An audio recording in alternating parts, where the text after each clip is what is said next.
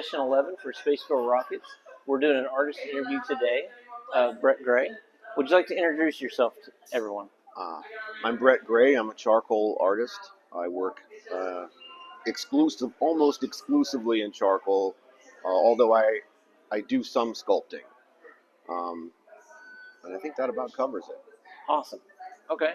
Well, so let's start in. So really, first of all, I'd like to say, luckily today we're here at Chaotic Good, and he was the featured artist. And so that's how kind of we came across him. So really excited about that. So yeah, thank you for that. Definitely, your art really stands out to us. He has a really in-depth process that he's going to go over today. Would you like to tell us how you kind of got started in art? As I mentioned earlier, I've been drawing since I was a kid, since I could pick up a crayon or a pencil. And I was always fascinated by monsters and horror films. And I just gravitated towards darker, imaginative media, comic books, Edgar Allan Poe in the public library, that kind of thing. And it all just stuck. And now I'm kind of working in that genre in a medium that I think is best suited for. I'm not even not best suited, but I think charcoal lends itself. It's a dreamy, kind of surreal, nightmarish kind of aesthetic that I'm always trying to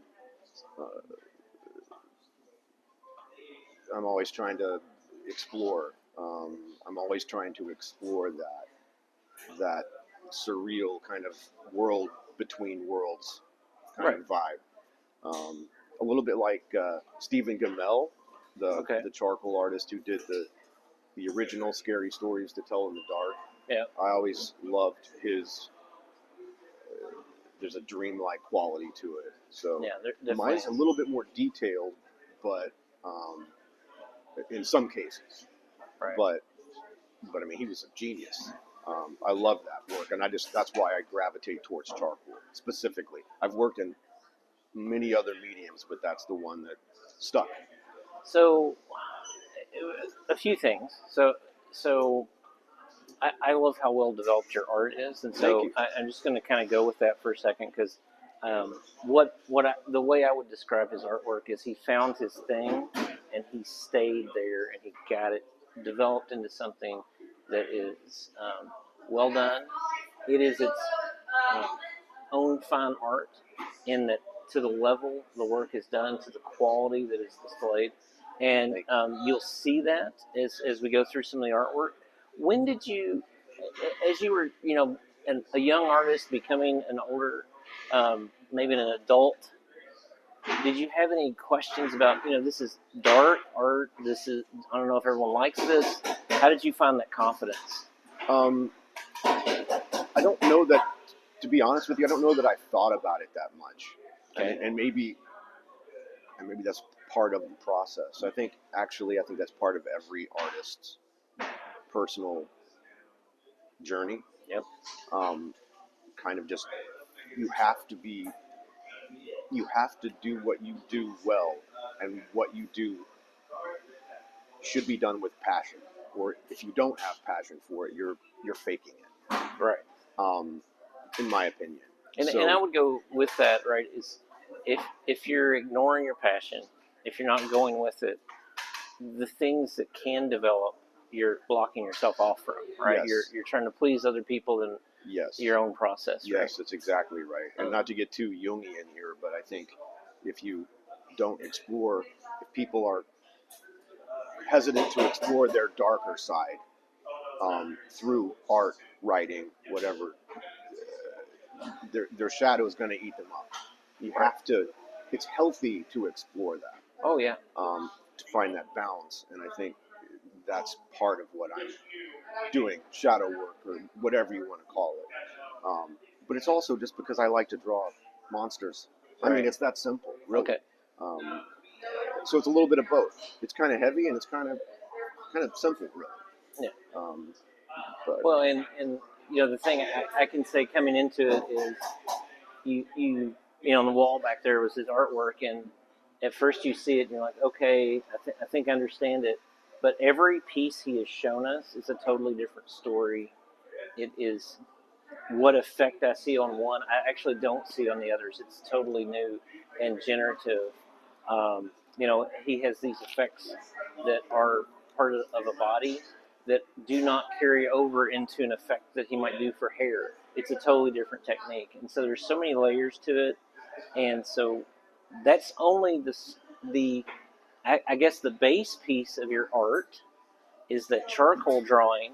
Can you kind of explain, just so everyone understands what you sell, this layered piece that you have in front of This is kind of a newer idea that I've had recently. I'm certainly not the first to have done it, but I basically take my charcoal drawings, scan them. They'll be made into prints, but I also have, these are basically just regular 8.5 by 11 sheets of copy paper. Okay.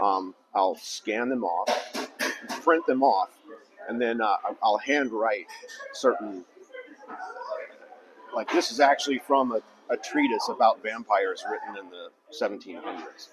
So public domain stuff. And I just kind of write, or I'll make up glyphs or, gobbledygook or whatever. Lovecraftian Cthulhuid alphabet that I just kind of make up on certain ones. And then I burn them. I literally put them in the oven. I dye them in acrylic paint solution and use acrylic paints for the blood, quote unquote. So one of the things, I can, sitting here looking at it, first of all, it's very authentic looking. It looks like you pulled it out of the basement of a church somewhere. It looks like it's been aged. The writing, like you said, you're doing different things, but being right here next to it, it's an amazing effect you've got, and the words are not repeated.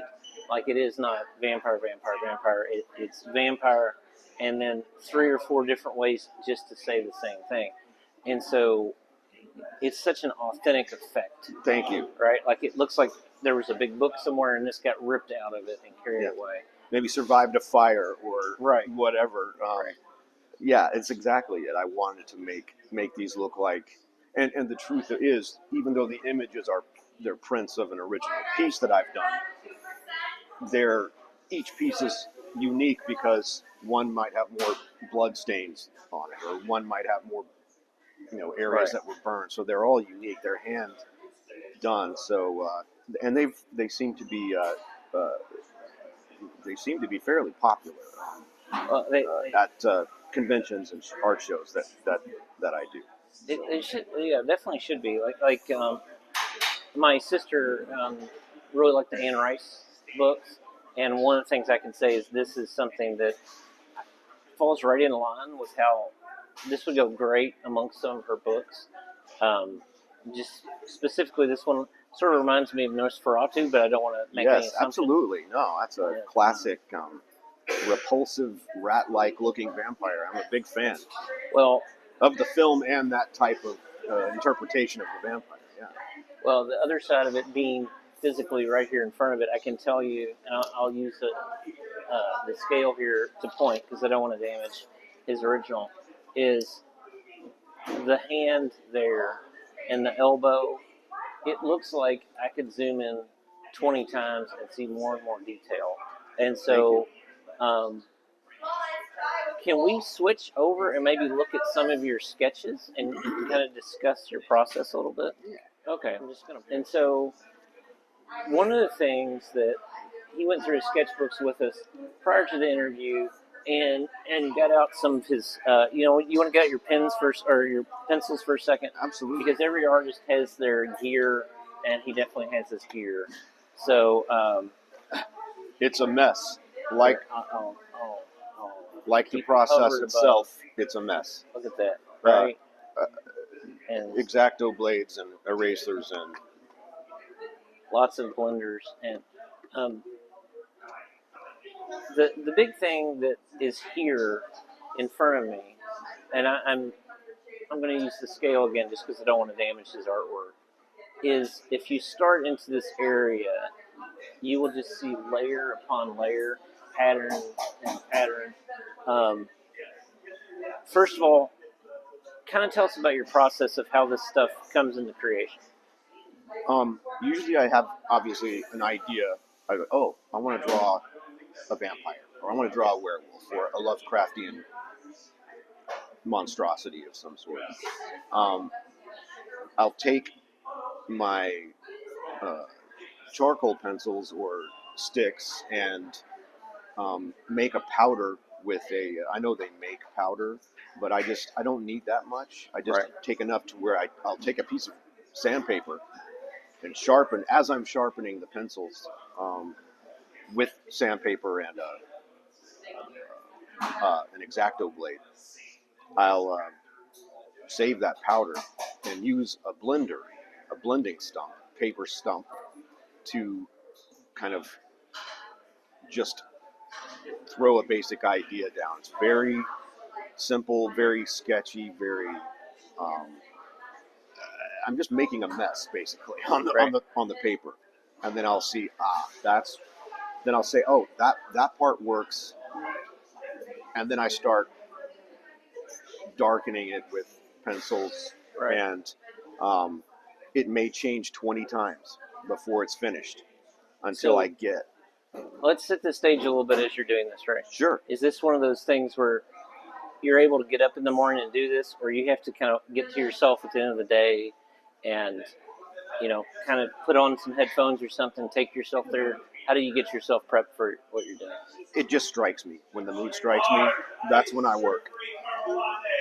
So I typically work late at night, and I've always been a night owl, so there are fewer distractions, and I just kind of zone in, put on a movie I've seen 100 times, and just have it on in the background. Nice. Sometimes music, but mostly films. There are certain movies that are like, you know, I've seen them so many times. I don't have to watch them. Right. Oh yeah. And just to have something on in the background. Well, let's come back to this. So one of the things too, the authenticity of the artwork is the edges, and I hope I'm careful enough here. You're fine. Is those edges? If I turn it over a little bit, there's hours there just on the edge, right? It's a part of you for sure. Like these pages are not barren; they are filled with content. When did you find out more recently that you were going to have your art up here? Did you already have everything ready to go? How was that experience? It was fantastic. Chaotic Good is a great space. Just a place where you can play role-playing games and buy comic books and drink coffee. It's a great idea. It's a fantastic idea. So I was struck by that. I was actually with a client of mine. We met down here, and I had never been in here before. I ended up being over at his house and met one of the owners, Alex, and we became friends. We talked, and he asked me if I'd like to have my artwork displayed as for the artist spotlight 1 month this year, and I was more than happy about that. I was delighted, and it was successful, and I'm very grateful for the opportunity. And so it's a little different than I've been doing conventions and art shows, selling my work at Comic Cons and horror conventions for about 10 years now. Really? So, yeah. That's wonderful to hear. And I never really branched out from there. This is actually like it was refreshing just to have my work. People coming up to me at various conventions over the last several months and saying, "Oh, hey, I saw your work over at Chaotic Good. That's awesome. I already bought like some of your prints." I'm like, "Oh, that's fantastic. Thanks." So it's just nice, a different. Yeah, and just for everyone that's watching, one of the things that's so great about artwork, especially in the modern times, is you can go to a convention, you can see what people are buying, you can talk to people directly, and it helps you do your art. And Chaotic Good, you can see there in the background, they have their artist spotlight. And what's cool about that is where you order is right there. So as everyone's coming in, they're looking at the artwork. And so it helps the community, and it's great to hear it's been a good experience for you. Absolutely. Absolutely Anyway, it has. so we've switched places, and that's so that he can kind of point on his artwork and walk through some of what we're seeing. And I just want to make sure we give him time to show us which things he would like to discuss and pay attention to. So we've done that to make this all work. Anyway, so let's resume. Um, Talk to me about what we have here. This particular print, aged page, whatever you want to call it, is from a charcoal drawing I did of the Wendigo from Native American folklore. What I did was, like the other ones I've taken, a charcoal drawing, scanned the image, made prints of it on regular copy paper, and then I had to teach myself, like with the vampire drawing earlier, I had to relearn cursive to make it look like something from an older volume, almost like a field guide from a journal, someone studying or cryptids in the wild, so to speak. So that was my idea for this one. And so you had talked a little bit in the earlier kind of the pre-interview. We talked through his art process. So one of the things here is, did you do a lot of subtractive art? Because the page is so dark, but yet there's so many fine details. I don't know how you would have just done this as an additive charcoal process. Originally, there were trees all behind the Wendigo branches, and it became so. The branches themselves became. I liked the way they looked, but they took away from the figure.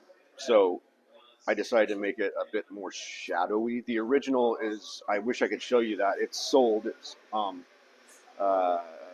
private collector purchased it, and this is a little distorted because there's the acrylic paint stains on it on purpose. But there's a lot more.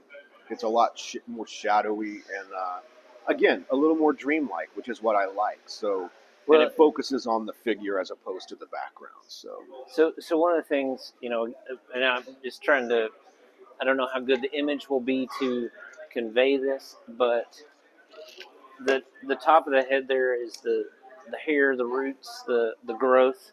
Almost like roots of a tree. Yeah. It upside down. It looks like I can touch it. Wow. It looks like now I could run my hand across the top of that page and feel all these ridges. And it's so consistent. Like, it's not like, he had a lot of energy on this side of the page and over there he did it real quick. It's so completely consistent across the whole image. So as an artist, I'm just really impressed that I couldn't tell you if you took 2 years to draw this or 2 nights. It's just awesome. I need to time myself for business reasons. So when I can get a much better idea of how much time I spend on a particular piece. For instance, hey, this is an 11 by 14. I'm literally timing myself using some sort of app or something, because people ask me all the time, how long does it take? And as I mentioned to you earlier, I jump around to 4, 5, 10 different drawings in any given amount of time, so I don't really keep track of how long it takes me. So, the thing though for me is this one. That being said, this one did not take as long as I put it down. I started it, got to a good point, put it away, worked on something else. Didn't like the trees in the background. Got rid of all that, and then made some of the tree, some of the branches, that texture that you just spoke of. I made that the focal point of the creature's head. So, so I felt like it was a nice balance. It actually didn't take that long after that. So, So this would be my marketing for him. If you're an author that has came up with an idea, he can make it come to life. Because, I've heard the Wendigo story. I know the Marvel even had a Wendigo character in That's like right, the they Canadian, did. That's right. whatever the Canadian Avengers were called. Um, but this, yeah, this is completely fleshed out, and like I'm looking at the foot and I'm looking at the hands, and it it is not just a copy of one to the other, and it is not look like any other drawing he's shown us. That smile is just haunting me from here, and the lack of obvious eyes makes it seem so wild and so hidden. Like that darkness in the woods is in this creature, and yeah, it's just a fantastic piece. Thank you so much. Yeah, I think the reason why the a lot of my work doesn't have it's not necessarily it's consistent, and yet it's not. I don't I don't like to think that I carbon copy myself, because each thing I'm trying to do is a new. Let me see if I can articulate this right. It's a new problem to solve. Right. And so every time I'm doing a hand positioned this way or this way, um, or I'm drawing roots of a tree, I learn something from previous work, but this is it's like a whole different beast. It really is. Yeah, and so it has a tendency to just, the end of it, when I get it where I want it, it is just what it is. It's not like a formula where um, I'm, I, there are people that are illustrators who are artists, and there are people who are artists who are illustrators, and sometimes that yeah. those lines blur, and sometimes a lot. But I, I'm searching when I'm doing a drawing. I'm Right. looking for something. I'm not, And it's and until obvious. I get it it where is I'm like, very obvious. click, okay, that's it. That's what I was like, just the right position. That's what I was looking for. That's when I know I'm done. The thing that I love about it, and maybe we can talk about some of the others, but this one is like I can't see your process, right? Like there's some art you look at, and you're like, okay, they did a stick figure, and then they put some muscles on top of it. I could not in any way tell how this came into creation. Thank you. And I can't tell where you spent the most time. And that's another thing in my own personal charcoal stuff. You can usually tell where I spent the most time. With this, I don't from here have any way to tell. Thank you. Thank you very much for saying that. That's very kind of you. Yeah, they're all going to be different. Sometimes, like if we can switch to another one, let's I'll show you keep going because piece. There's a lot here. We could probably go for hours. And so here, I see. I want to go on to the next one already. So they're so nice. That's brand new. Wow. So this one is from 2013, I want to say. Okay. It's a bit more. I want to say. This is when I was using charcoal almost the way a painter would paint, in layers. I would deliberately use white charcoal. Yep. And use a lot of spray fixative to create tooth on the surface right. to get certain areas to pop. And this is clearly an homage to H.R. Giger, the Swiss surrealist. And the thing I would say though is I hope it's evident in the photo you're seeing, but the shine, the two antlers that are coming up both sides or horns, the shine on them from here, it looks real. Like it looks like when I move my head, it's going to move the shine with my head. That is so well done. And again, it is a testament to none of the art looks like it is from the previous set. The spacing, the shadowing to define a shape is completely unique to the artwork. The things here, first of all, it is a fantastic homage. You definitely did him honor. But it is its own unique thing. I could probably look at this for 35 minutes and just see thing after thing after thing. And so, very well done. Thank you so much. I'm sorry. I'm going to be honest. I'm in a hurry to show this one off. I did not see this until now. That double face is amazing. This one, thank you so much. First of all, this one is my own version of the Navajo witch, the skinwalker, the Denadoshi, I believe how you pronounce it. Um, Typically, you see them as a kind of a werewolf-looking figure. Right. That's how they're generally presented. They can shapeshift, according to folklore. They can shapeshift into a coyote or a deer or a horse, or so I kind of approached it like almost the John Carpenter, The Thing. Right. You know, that take where it can shift into whatever it wants, and you'll see. You know, it's literally two-faced. It has antlers that look more like they're somewhat like horns and yet like the roots of a tree. Again, there's that theme again. Um, but this one looks to me more like a creepy, um,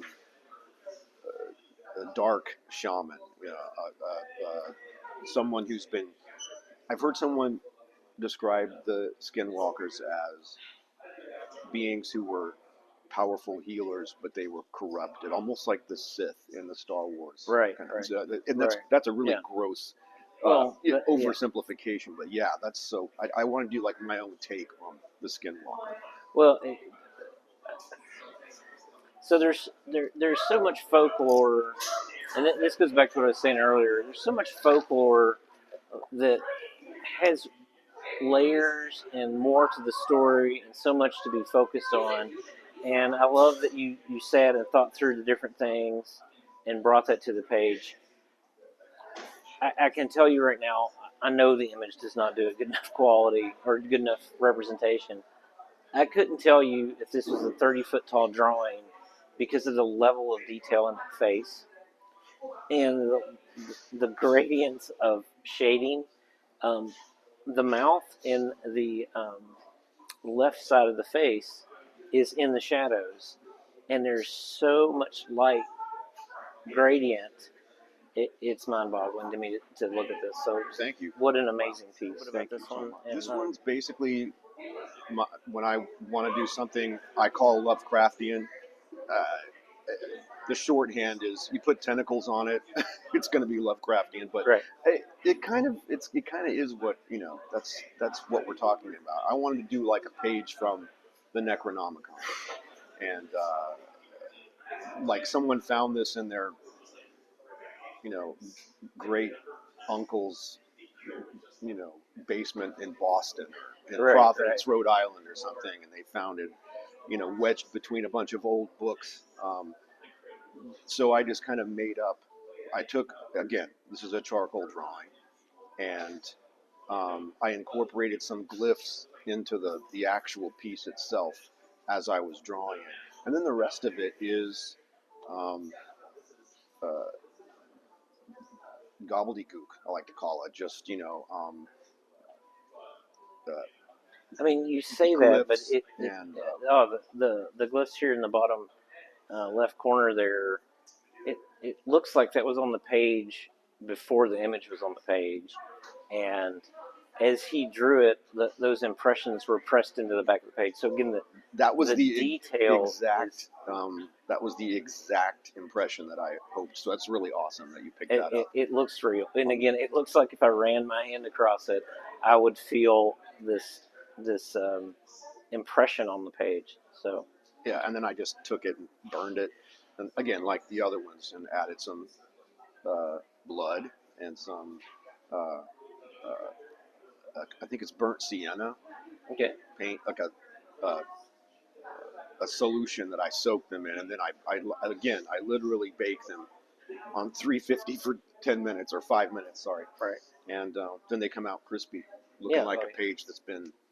It ages them instantly. So I mean, people use these to put on their wall, and they've also used them for props for role-playing games. I literally had customers say, "Oh, I'm going to use this for my game. This is the page that they find when they go into the whatever." Right.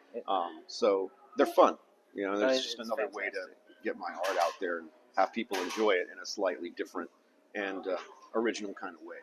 So Well, let's go to the last part of the interview here. Okay. So, what I'm going to do is I'm just going to put this. If you want to set that over there, I just don't want to damage your stuff here.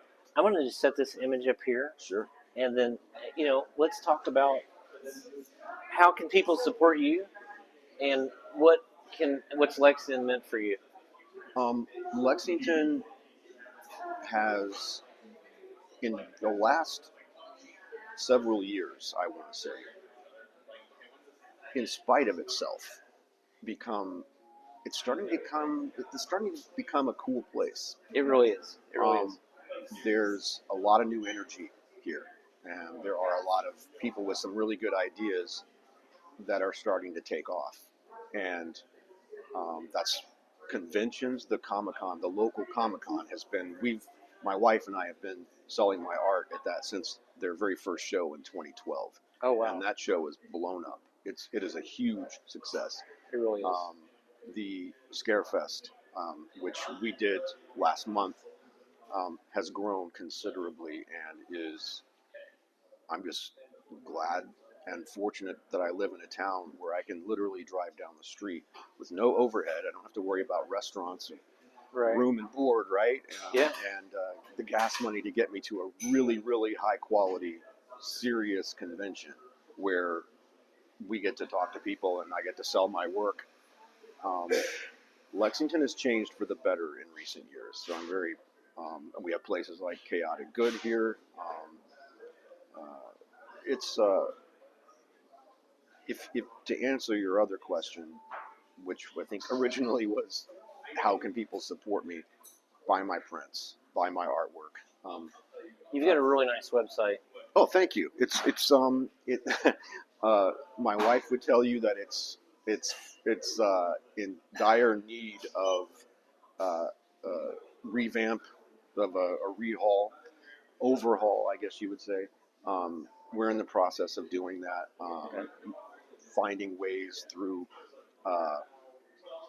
We're basically doing a complete, not rebranding, but we're going to make it possible very soon in the next year to where you can go to various print-on-demand websites and buy my work on a T-shirt, on a coffee mug, right? Yeah. On that kind of thing, and really find a way to monetize it and get it out to more people than just the surrounding area. Oh, yeah. That's wonderful. Buy my artwork, buy my prints. That's the best way you can support any artist, is buy their work. I'll put the link on the bottom of the page here, and we'll also put it in the description.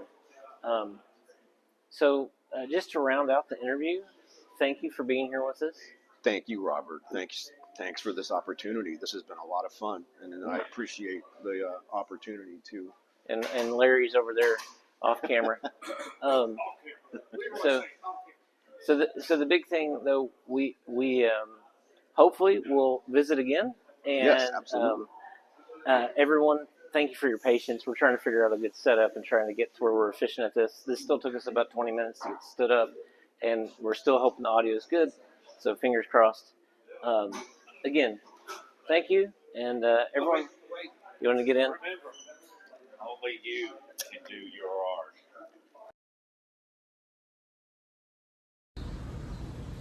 Hey, thanks for watching.